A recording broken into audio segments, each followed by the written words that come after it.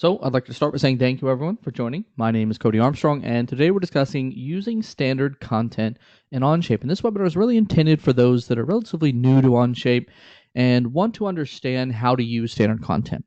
How do I insert the nuts and bolts and so on that I need into my assemblies in Onshape? So we're really going to focus on standard content specifically and all the little tips and tricks that I can give you for inserting, those nuts and bolts and washers or whatever it is that you may need. As I always say with these webinars, I really encourage you to ask any questions that you'd like. There's a questions section in the GoToWebinar control panel. Feel free to ask any question that you'd like, and I'll do my best to stop and answer the questions as we go through today's webinar. So let's take a brief look at the agenda. So pretty straightforward. I want to start with a simple introduction into what standard content is. I still get asked the question quite often from new users, how do I insert, these standard nuts and bolts that we need for our design? And that's where, of course, standard content is most useful. So first, introduce you to what standard content is, and then get into a little bit of how it's different. So if you have experience with SolidWorks or an Inventor, one of the other 3D CAD systems that exist out there, there are some things that we've done differently that I always like to point out. And then I'm going to go through a few simple examples of how to work with standard content, how to insert nuts, bolts, screws, washers, all those types of things into your designs. And then just highlight some of the capabilities that we have in Onshape. Things like automatically offsetting for washers or inserting closest to or furthest from selections. All those things make building bolt stacks very easy. Now, as I always say with the webinars, again, feel free to ask any question that you'd like. There's a questions section in the GoToWebinar control panel. I'll do my best to stop and answer the questions as we go through things. So, without further ado, what is standard content? Put simply, it's nuts, bolts, screws, washers, and more, right? More hardware being, right? So think of all the simple hardware that you insert into your design, standard conforming hardware that you work with every day. Those types of parts are what make up standard content. And you can insert standard content at the assembly level, right? Now, as of today, as of this webinar, we have 4 standards that are supported, but we're always adding more. So we added this very early on at the beginning of this year, and we've added new pieces of standard content to the library of materials with nearly every single release since. So including the last release. So we're always adding more and more to standard content. As of today, ANSI, ISO, DIN, and NAS standard are supported. And you'll have pieces of standard content from all of those standards. Again, important to keep in mind that is as of the recording of this webinar, so keep that in mind if you're watching this at some point in the future. And as I mentioned before, another thing to stress, these are inserted at the assembly level.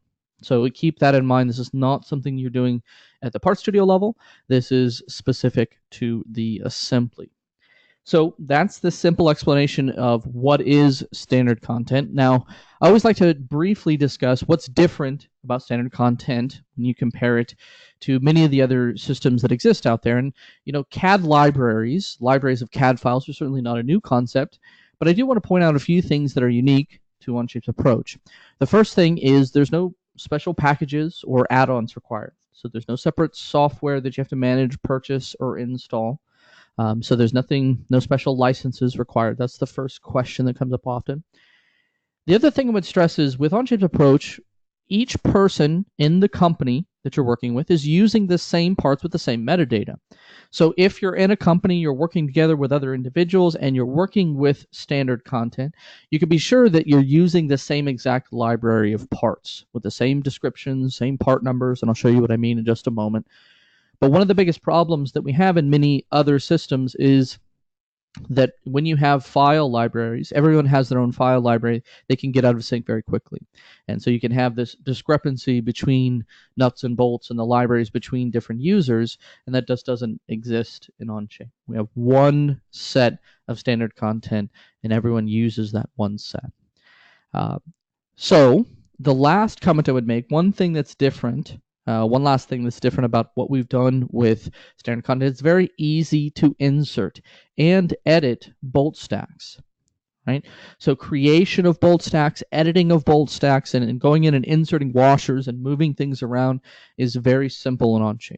And that's one of the things that many other systems have always struggled with. You could build the bolt stack, but going back and inserting and moving things around inside of it has always been kind of tedious.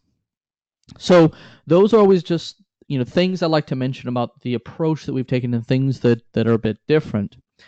So let's jump into standard content. Now, as I always say, again, feel free to ask any questions that you'd like. There's a question section in the GoToWebinar interface. I'll do my best to stop and answer them as we get through things. So let's jump into it. So I want to start with the basics and kind of work my way up to some of the neat tips and tricks of things that you can do in standard content with using standard content. So the important thing to stress, and I mentioned this earlier, I want to stress it again, this is only applicable at the assembly level. So standard content is only an option to insert at the assembly level. And it is that. It's just an option when you insert. So when you go to the insert command at the assembly level, at the far right of the dialog, in the insert dialog, you'll see this option for standard content. Right? If I click standard content, it launches the dialog, and here's where I go in and specify what it is that I want. What standard do I want to pull from? As I mentioned before, the standards that I was showing you just a moment ago, ANSI, DIN, ISO, and NAS standard. Then what category do I want to pull from? Bolts, screws, nuts, pins, washers. Right? Depending on the standard that I choose, the category will update. What class and component? Right? So specify those details. Then the size information. So once you've specified, I want an ISO bolt, hex bolt, heavy hex bolt, whatever it is that I specify, then I have to give it size information. Now, there are two ways to determine the size. You can just enter in a value, right? You can choose from the list. So I could choose M16 or M20 or M22 from the list. Or I can use the auto size function. Right? And so what you'll see is just next to the size dropdown is this auto size. And all you have to do is select auto size, then select the face of the hole, the face of any hole associated with the bolt that you want to put into it, or nut or washer, whatever it may be. So I select this face, and it tells me the component has been sized to M20. So essentially all it's doing is looking at the face, determining the size, and then pulling the correct bolt or nut or washer, whatever it is that I chose, based on that selection. So auto size, really useful if you don't know the size. Also very useful, especially if you're a heavy user of the hole feature. And the reason I mention that is it can detect the difference between fine versus coarse threads, for instance, and pull the correct hardware accordingly. So in general, it doesn't matter whether the hole was created with the hole feature, just using general tools, or even if it was imported, the auto size will work, but it can pull more information if you're using that hole feature to create those holes. But just a neat tool for determining the size that you want to insert. All it really does is grab that and figures out the size from there. Good question. Will the standard content offer NPT pipe plug components? That's a very good request, and I know that a number of others have had a similar request, and also an MPT feature in the whole feature. I've heard that one as well. If you haven't already, please submit feedback using the feedback tool about that request. That is one I know we've heard in the past, and we can definitely add you to the list. One thing that I would suggest, again, for any of those out there, if you have a piece of hardware that's not in the library, please let us know. We're actively adding new pieces of hardware to the standard content library with each update. So please let us know. We take the feedback seriously, and we also prioritize based on the number of people giving us feedback. So it really is critical to use that feedback tool and let us know, for any new pieces of hardware that you'd like to see. All right, so once we've determined, what the standard is, what the category is, what the size is, not just the diameter, but also the length of the bolt in this example, then we can insert. Now, the easiest way to insert is just to click the big insert button at the bottom of the dialog, and then just move your bolt. What will happen is your bolt will be attached to your cursor. So in this example, as I move my cursor around, you can see that bolt attached to the end of it.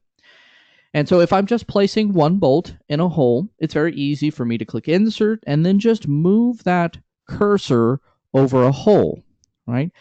And so what will happen is I start to move this around. Give me again, let's do that. Insert. Is you'll see it begin to snap to different positions. All right? So it's looking at the geometry that my cursor's over, and it's finding these hole centers and giving me those as options to insert. Right? So this is probably the most common and most direct way to insert a bolt, for instance. Right? You just choose the piece of hardware, you hit insert, then move your cursor over the hole, and once you left click, right? Once I left click to position that over one of those points, it not only inserts the bolt, you can see the bolt here in the instance list, it also mates the bolt into place. So it adds the fastened mate to position the bolt into place. So if you need to rotate the bolt, or if you need to make edits to the mate, it's a mate just as if you had mated it yourself.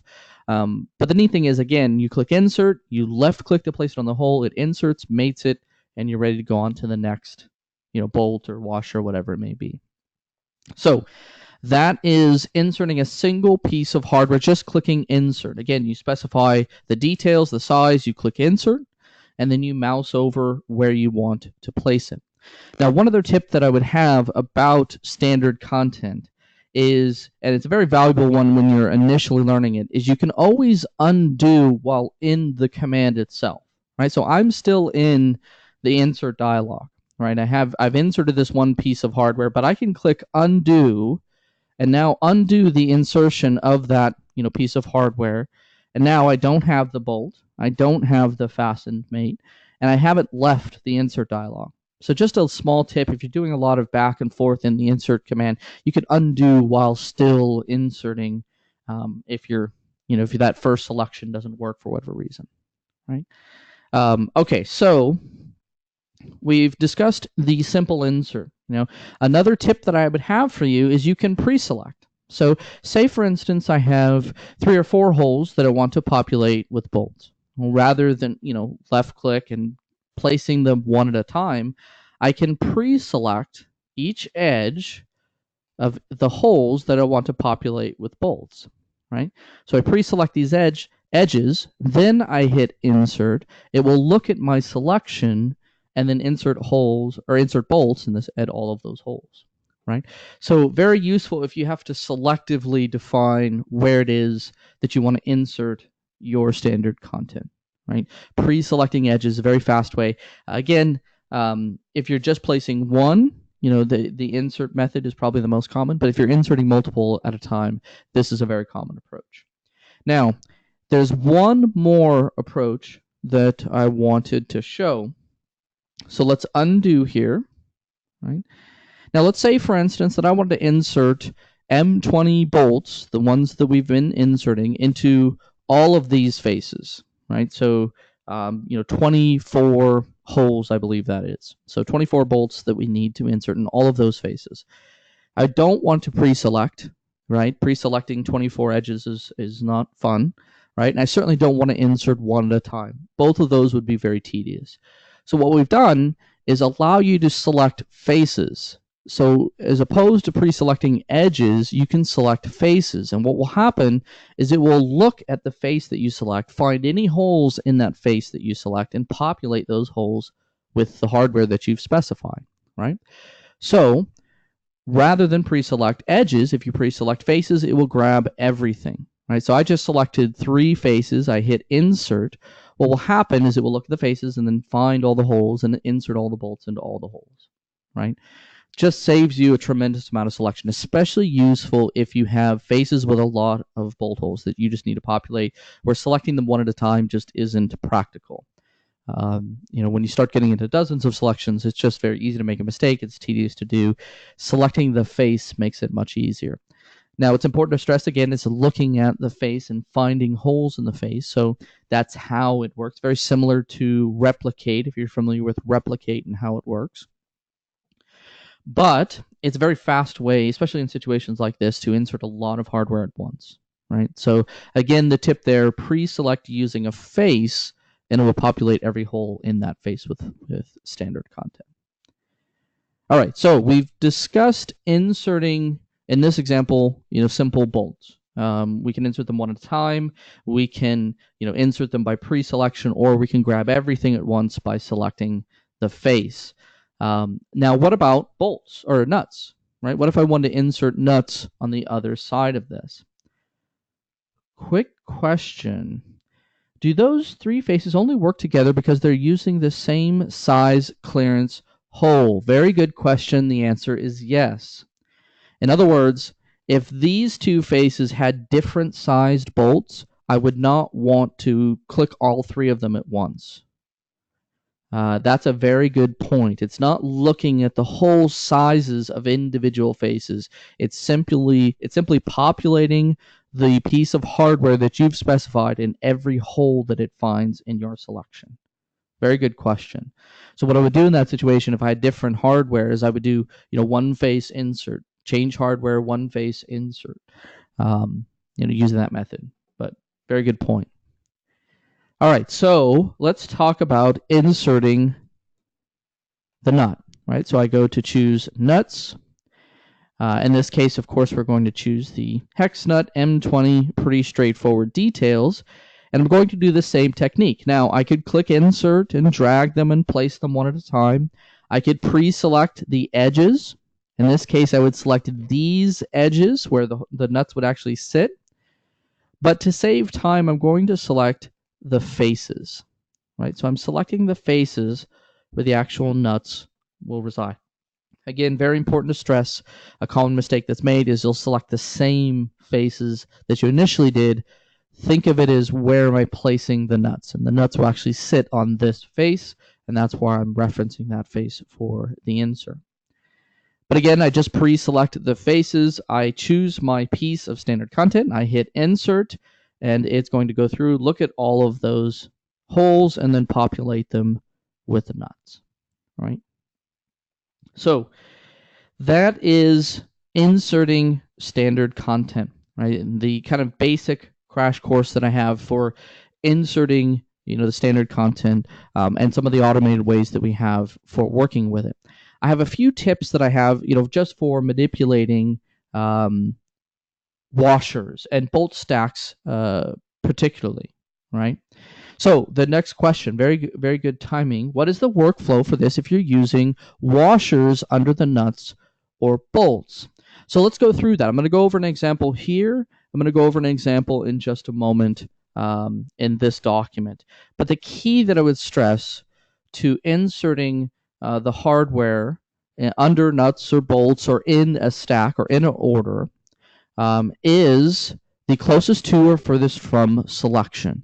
Right, so there are two options down here next to insert, and those are really the critical pieces to inserting, things in order. So let's say, for instance, that I needed flat washers between the nuts and the face of the part, right? So let's choose washer, right? Let's just choose plain washer, same size, of course. And what I want to do is select the same faces. So I'm going to select the same three faces, all right, that we just chose.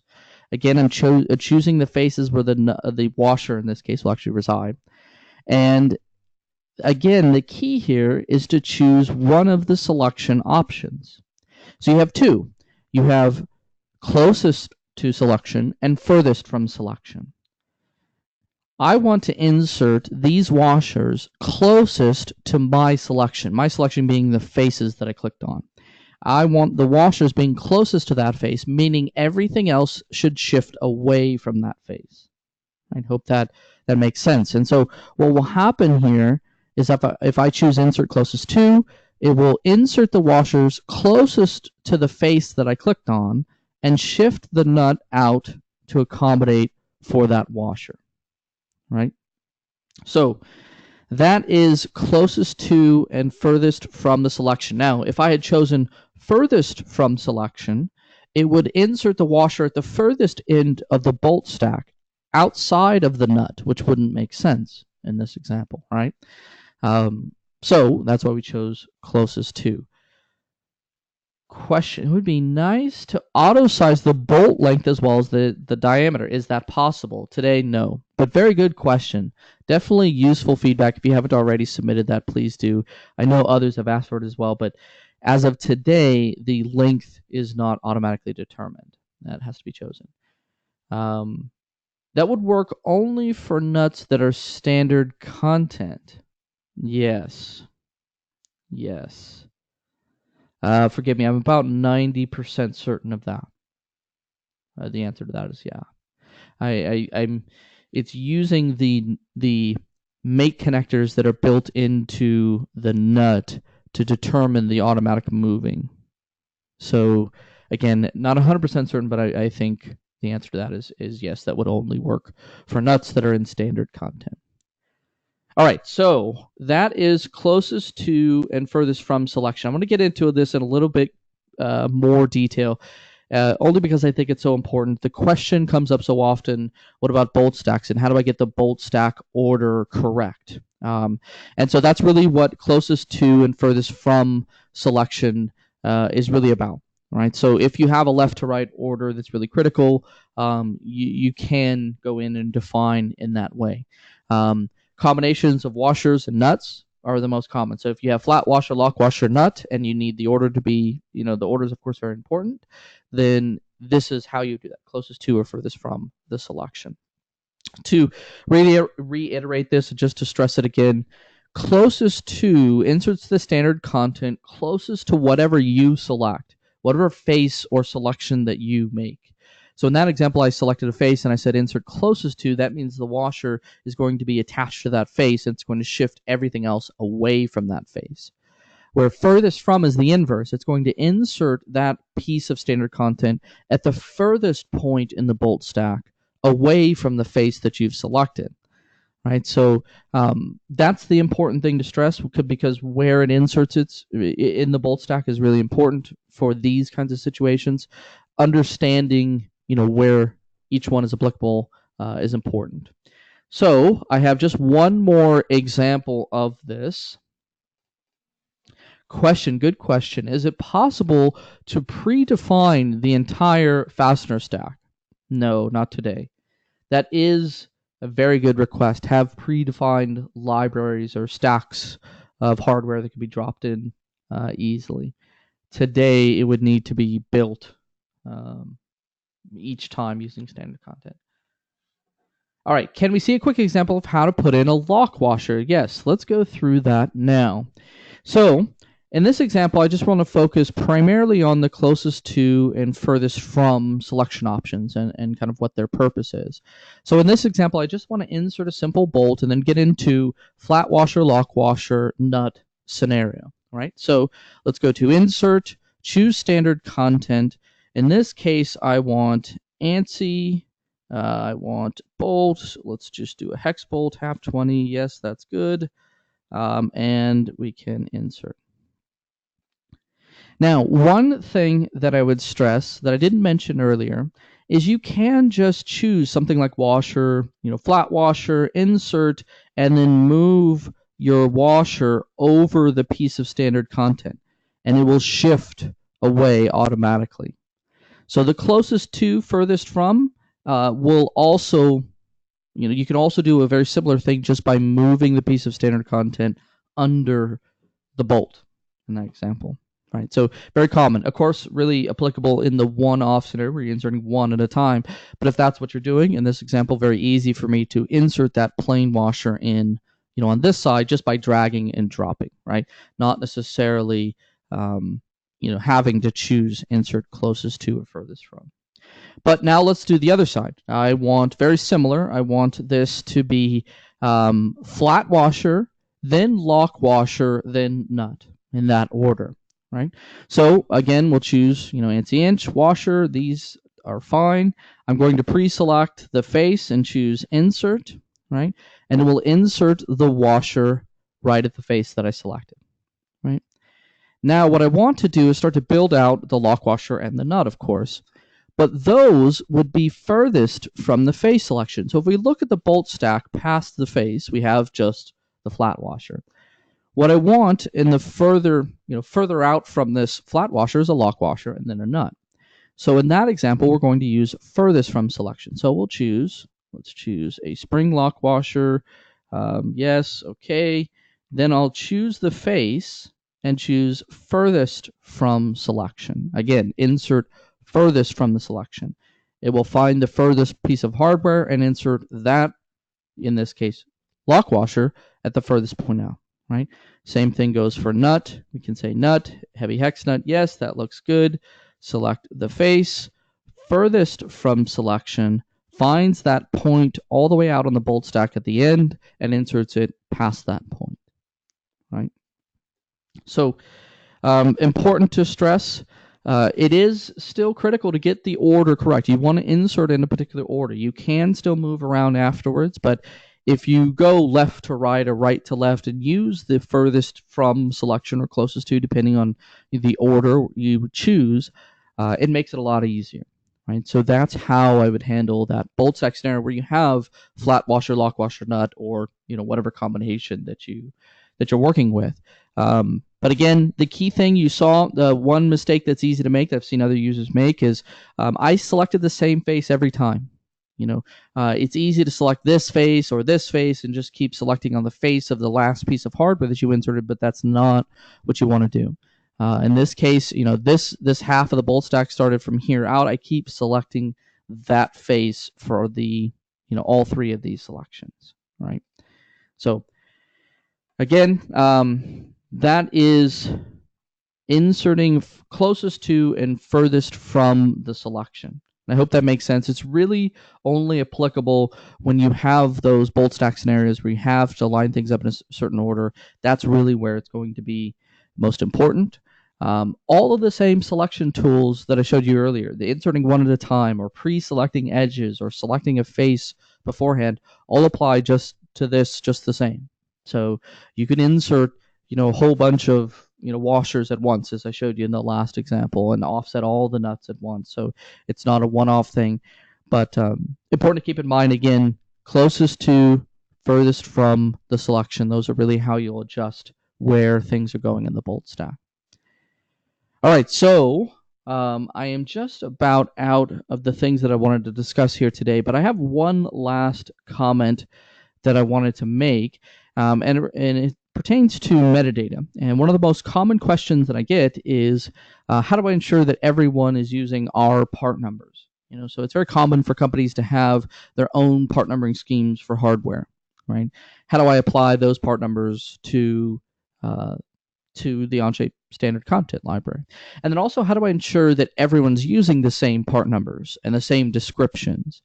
And so both of those fields are editable.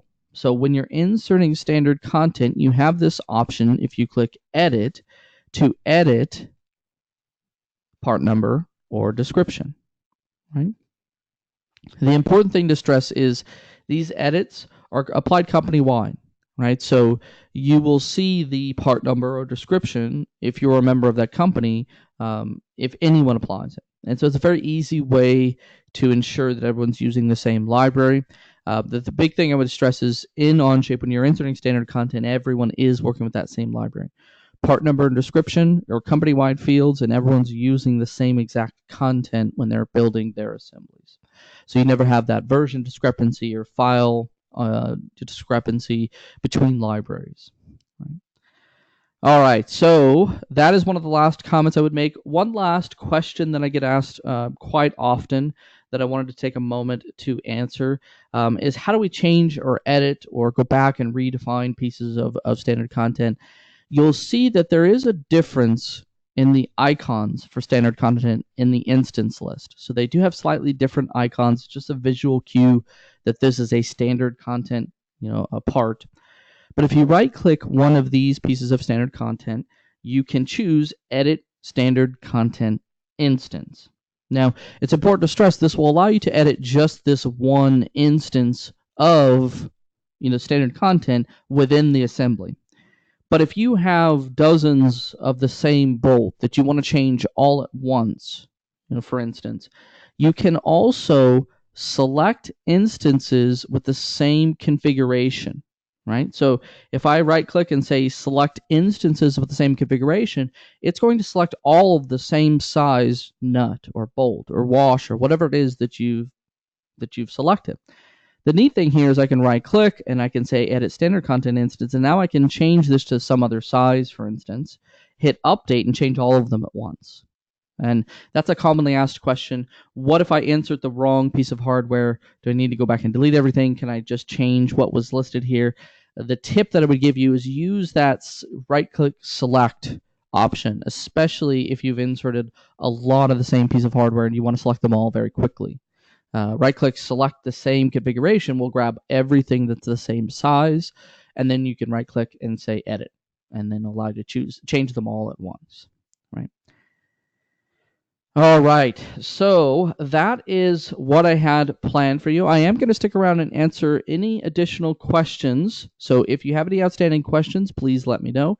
I have a few more slides that I want to reference, so bear with me for just a moment. Just to reiterate, some things I always like to stress about standard content is everyone has access to it. So everyone, when they go to the assembly, they click insert, they have standard content as an option. That's not the case in many systems, and I wanted to stress that because one of the common questions that we get is, which version of Onshape do I need to have standard content? No need to buy an expensive CAD package. Right? There's no need to buy a more expensive version of Onshape. It's integrated for everyone. There's also no files to maintain. So if you have CAD libraries of files that you've maintained in the past, you'll know that having everyone have the same copy of files is, of course, very difficult. And so what we've done in Onshape is have everyone use the same library of standard content. And it gives us those advantages of having that single source of truth. And it also means, of course, and we discussed this, every one of the companies using the same parts, same metadata, never have to worry about things becoming out of sync because of part libraries being different. Now, the last thing, I'm of course very biased, but I do believe it's just very easy to use. One thing that we've done with standard content is try very hard to make it easy to insert bolt stacks, to configure your bolt stacks. So we've tried very hard to make it simple to use and allow you to use it in any number of different ways. So those are the advantages I would stress. Definitely, if you haven't given standard content a shot, please do. It's very easy to use. There's a big library, and it's growing. We're always adding more to it. Nearly every update that we've had since its launch of standard content has included more parts in the standard content library. And we're constantly adding more. So, things that we didn't have at launch, things like sheet metal standoffs or snap rings, retaining rings, right? So all of those things are being added at a very quick rate. All right, so 2 questions, and they're very good questions. I get asked them quite often.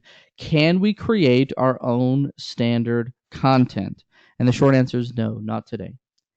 But I will say that is highly requested, and it is something that we're looking at very closely, something that is high on our list of priorities.